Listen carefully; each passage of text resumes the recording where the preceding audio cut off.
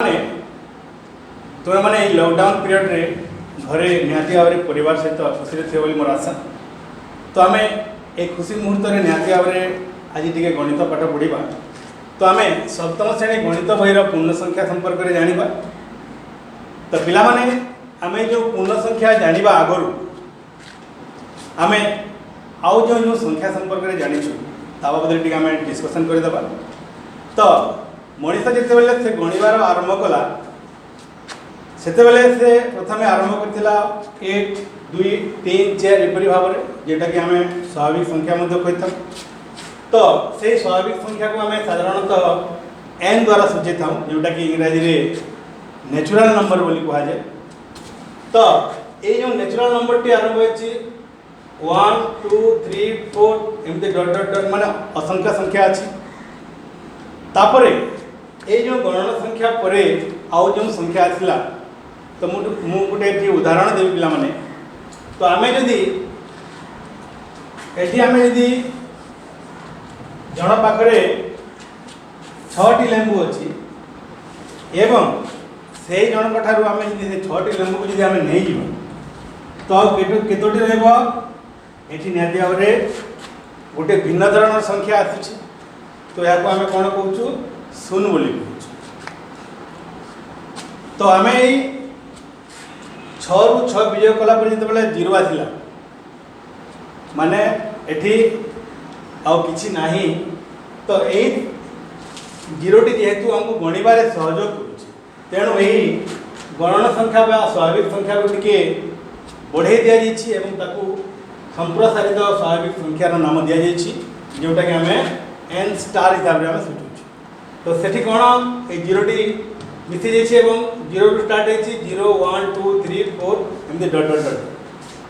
तो आम संप्रसारित स्वाभाविक संख्या जानिले जोटा कि 0 1 2 3 4 एमती आम नेउछु।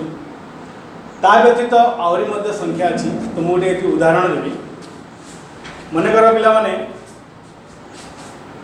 उदय पाखे 10 टंका अच्छी एवं से कौन कर गोटे बही किणवाई चेष्टा कर। तो से बहीर दाम हो 15 टंका। तो से 10 टंका से बहीटी किपर कि किपर ना कहीं से बहीर दाम हो 15 टंका। तो से कौन कर हरि पाखर 5 टंका आनी एवं बहीटी को कि।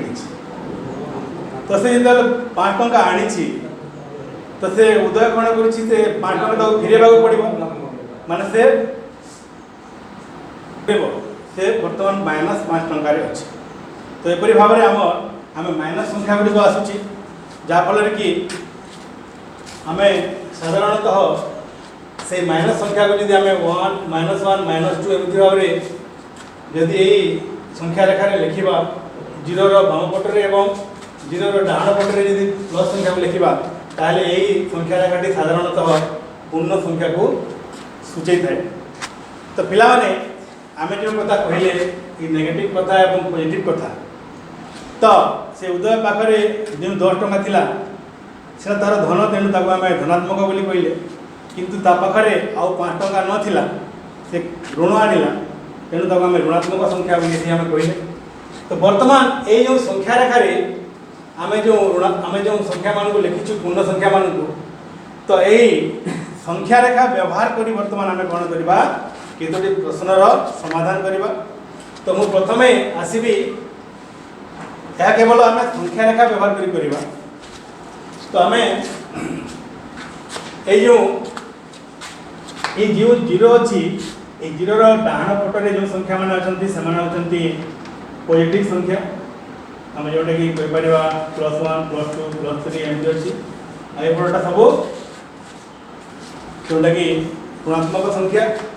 तो +3 अपेक्षा 2 बड़ संख्या की +3 कहले आम साधारणतः देखुଛୁ ये +3 रु 2 बड़। आम गोटे कथा जानवा पड़ो जिते आम संख्या रेखार बाम रु डाण को जाओ से तार मान बढ़ी बढ़ी जाए। तो ये +3 अपेक्षा 2 बड़ माने ये +3 रु 2 बड़ माने आम डाण को जिते बड़ हो डाण को जाऊँ केते बड़ 2 बड़ 1 2 माने 5।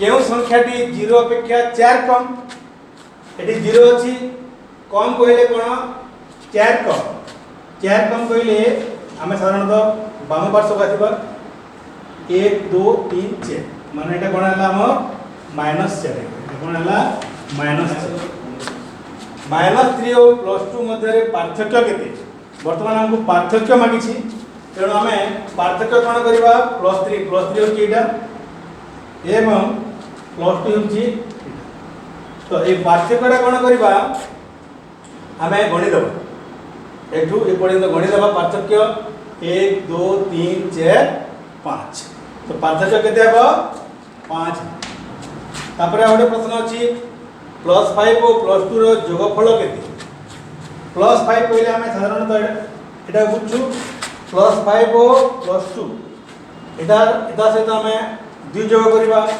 1 2 माने 7 को आसी बेटा तापर आउटे उदाहरण अछि -2 और +4 रो जोगफल केते -2 टा कोन पिला माने 1 -1 एटा अछि -2 और 4 रो जोगफल 4 रो जोगफल माने कोन करबा ए -2 रे 4 जोग करबा 1 2 3 4 तो केते हला एटा 2 हे केते हला एटा +2 हे तापर आ गोटे उदाहरण अछि हमर एटी +5 रु +3 वियोग कर तो +5 हमरा कोन अछि एटा +5 अछि एठु हम कोन करबा +3 को वियोग करबा +3 को वियोग माने हम साधारणतः जानिछु बाम पार्श्व को आसीबा 1 2 3 माने एटी एटा +2 हे एटा मध्य +2 हे तापरे +2 रु